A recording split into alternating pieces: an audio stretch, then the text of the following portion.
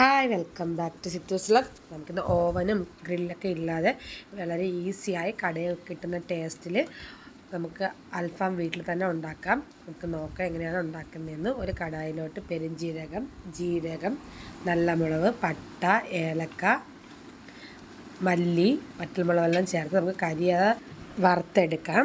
നമുക്ക് അത് എന്നിട്ട് ചൂടാറിയതിന് ശേഷം മിക്സിയുടെ ജാറിലിട്ട് പൊടിച്ചെടുക്കാം. ഇനി ഒരു ജാറെടുത്ത് അതിനകത്തോട്ട് ഒരു സവാള, ഒരു തക്കാളി, ഇഞ്ചി, വെളുത്തുള്ളി, മല്ലിയില, പുതിനയെല്ലാം ചേർത്ത് നമുക്ക് വെള്ളം ഒഴിക്കാതെ നല്ല പേസ്റ്റായിട്ട് അരച്ചെടുക്കാം. അപ്പം മല്ലിയിലയും പുതിനയിലയും ആരും മിസ് ചെയ്യരുത്, അൽഫാമിന് വേണ്ട സാധനമാണ്. ഇനി ആ പേസ്റ്റിലോട്ട് നേരത്തെ പൊടിച്ച പൊടിയും മഞ്ഞൾപ്പൊടിയും കാശ്മീരി ചില്ലിപ്പൊടിയും കറി മസാലപ്പൊടിയും തൈരും നാരങ്ങ നീരും ഉപ്പും ചേർത്ത് നമുക്ക് ഈ മസാല നന്നായിട്ട് തന്നെ മിക്സ് ചെയ്തെടുക്കാം. അപ്പോൾ മസാല കൊണ്ട് നന്നായിട്ട് മിക്സ് ആയി വന്നിട്ടുണ്ട്. ഇനി അതിനകത്തോട്ട് നേരത്തെ ക്ലീൻ ചെയ്ത് നമ്മൾ വരയൊക്കെ ഇട്ട് കൊടുത്തിട്ടുള്ള ചിക്കനും കൂടി ഇട്ട് കൊടുത്ത് നന്നായിട്ട് മിക്സ് ചെയ്തെടുക്കാം.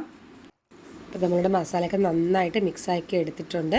ഇനി ഒരു 4 മണിക്കൂറോളം കുറഞ്ഞത് നമ്മൾ റെസ്റ്റ് ചെയ്യാനായിട്ട് മാറ്റി വയ്ക്കണം. അപ്പോഴേ നമ്മൾ ഈ അൽഫാമിൻ്റെ മസാലയൊക്കെ പിടിക്കത്തുള്ളൂ. ഇനി നമുക്ക് അതിൻ്റെ അൽഫാമിൽ പറ്റാനായിട്ടൊരു സോസ് വേണം.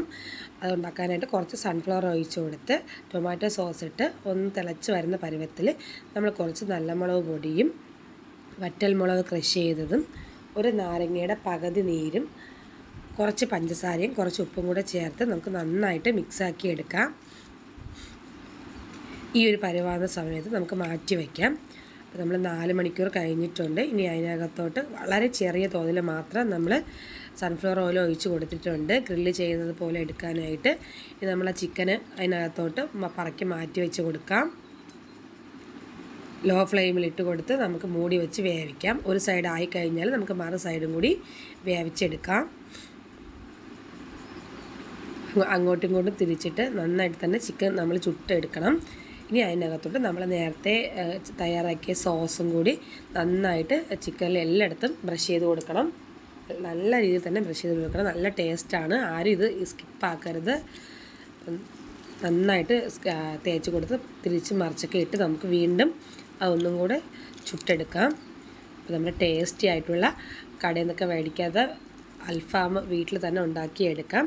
അപ്പം നമുക്ക് അൽഫാമിൻ്റെ ഇതാവുന്നെങ്കിൽ ഇനി ഒരു സ്റ്റെപ്പ് കൂടെ ഉണ്ട്. ഒരു ചാർക്കോൾ ഹോൾ കത്തിച്ച് വെച്ചിട്ട് കുറച്ച് എണ്ണയും കൂടെ ഒഴിച്ച് കൊടുത്ത് നമുക്കൊരു 5 മിനിറ്റോളം മൂടി വെച്ചിട്ടുണ്ട്. നമ്മുടെ ടേസ്റ്റി ആയിട്ടുള്ള കടയിൽ നിന്നൊക്കെ വാങ്ങിക്കാൻ പറ്റുന്ന അൽഫാം ഇവിടെ റെഡി ആയിട്ടുണ്ട്. നല്ല സോഫ്റ്റാണ്. അപ്പോൾ എല്ലാവരും ചെയ്ത് നോക്കണം.